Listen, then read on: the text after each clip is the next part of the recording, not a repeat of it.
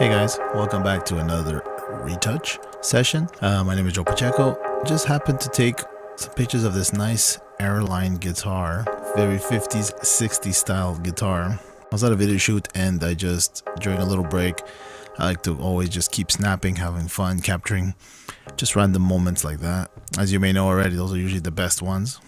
Little just random moments, and you end up with these sometimes pretty cool shots. I like to use a prime a lot. I use my 35mm Nikon, and it forces you to really move around, get close, and just, you know, change the way you would normally shoot with a zoom. I like to shoot very tight and fill up the frame, as you can tell. So I think this one, I like this perspective here. Didn't get a chance to get the whole guitar in the frame, but you know, you got to use what you have with you at the time. I had a 35 at 3.2, 1/60th of a second, ISO 250. The lights in the room were extremely yellow, as you can tell. So we'll start with the obvious, fixing up the white balance. So we'll go through the normal procedures that I tend to go through. Just adjusting the blacks, the whites, bring them out a bit.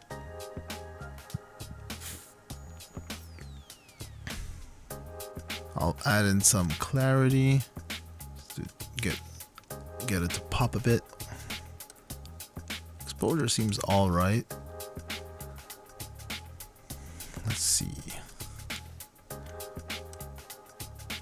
Done maybe too much on the blacks. We end up losing some over here around the guitar cab.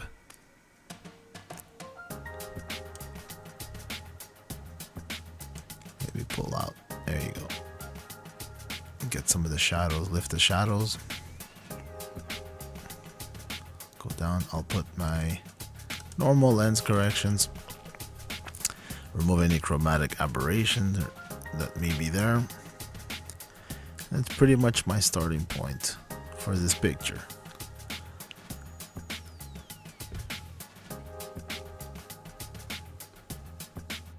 Alright, that looks pretty good.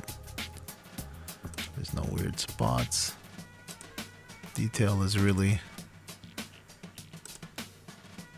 very nice. I got the focus pretty much right in the pick guard. So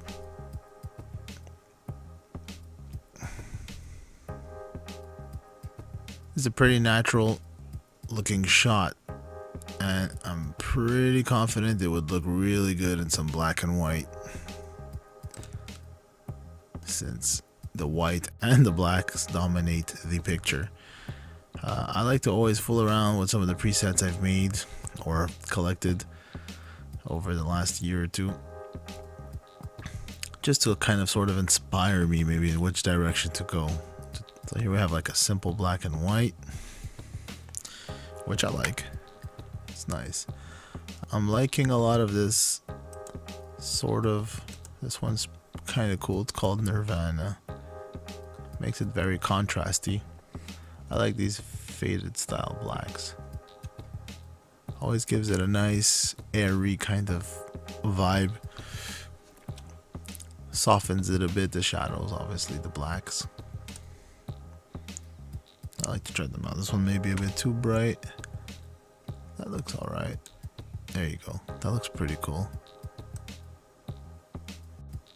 Don't want to lose too much of the Mesa cab. I find it adds to the perspective. I like that. That ISO 250, so I don't really feel I need too much, if any, noise reduction. I'd like to always test out, see how it looks with the sharpening on. That looks pretty cool. I like that. I would pretty much say I'm done here with this picture. But you know, we're never really done until we experiment with some other stuff. I'll go into my trusty On1 Effects 10. I always like to try a few different versions of the picture. Some cool effects, black and white, or maybe some cool vintage effects, some grungy effects. You never know, sometimes by applying an effect, sort of brings out the soul in the picture a bit, or helps define the subject a bit more, bring your attention to a specific place or a spot in the picture. and it opens up. It always keeps inspiring you to try new things. So here I'll go to my trusty, my homemade presets here in On1. This one looks pretty cool here. Crisp, black and white. We'll see what it brings up. I like to get maybe a basic idea just to get a vibe of what I like, and then I'll tweak as I go. Okay, so this seems to wash it out a bit. So maybe I don't need this extra black and white filter here. We have some dynamic contrast, which if I take it off, you'll see it really does add a bit of contrast here, although the whole point was a bit to blur that area out. But sometimes, yeah, there you go. It just adds a bit of definition. Kind of sort of stretches where your eye goes to. Let's see, here I had a photo filter. Sometimes these are hit and miss for me, but this one seems to be nice, but I sort of want to stay black and white without having much color in there. So I may just get rid of this guy. And then let's see, I have a lens flare. I just love lens flares. They always bring a cool, this is what I was mentioning before, where it brings your attention or adds a sort of emotion or a feel or a vibe, or for lack of a better word. I find it just adds some dimension. So here I have the opacity at about 41. I don't really, not too crazy about this over here. So I may try a few things here.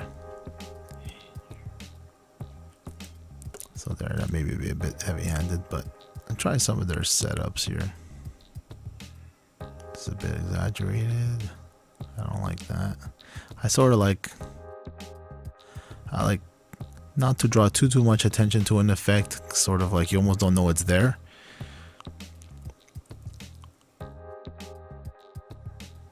Okay, this one's kind of cool. I like what this one does. Just not crazy about that over here, that it stands out too much. So let's see if we can get rid of that. Maybe it's just the amount. Just maybe don't want it. I'll take that out. By clicking here, you can redo the recenter, pretty much where the light source is coming from. Maybe I can click that off the picture. See how that works. There, that's kind of cool. So anyway, that helped us get rid of the red spots, but sort of, well, we still get the effect that we want. Let's try backing it off. There, that's kind of cool. What I like about this is kind of like you can sort of blend the effects better to taste, and sort of like you can come here and see how it affects, if it's only affecting the highlights, the midtones, which is really cool. Really lets you fine tune and really get in there and bring your style and your taste out. I was liking the way it was. So this is kind of what the lens flare does. Sharpening, I like to do sharpening back in Lightroom once I'm happy with the processing I have here. But we can always try here. It's very subtle. Let's put it on a bit. There you go. That's a bit aggressive. We can always try before, after. Yeah, it's a little aggressive, so I would bring it back. Try it on. There you go. Adds a bit of definition right around the pickups of the guitar. Very subtle. There you go. And that black and white effect, just because I'm always curious. Okay, no, not really important. I can get rid of that. So basically, this is how I brought it into On1. It wasn't a huge difference, but maybe I can add a vignette. Go back here into filters, or you could do it filters right over here, which is extremely handy. Hit a vignette here, then click here, and always try a preset here. There you go. That's kind of cool. Let's see how it was before. But there you go. See, it changed the angle of the attention. It's a bit darker, but when you pop it back in, we were able to really bring the focus in here. May still be a bit bright for my tastes, but that really depends on the screen.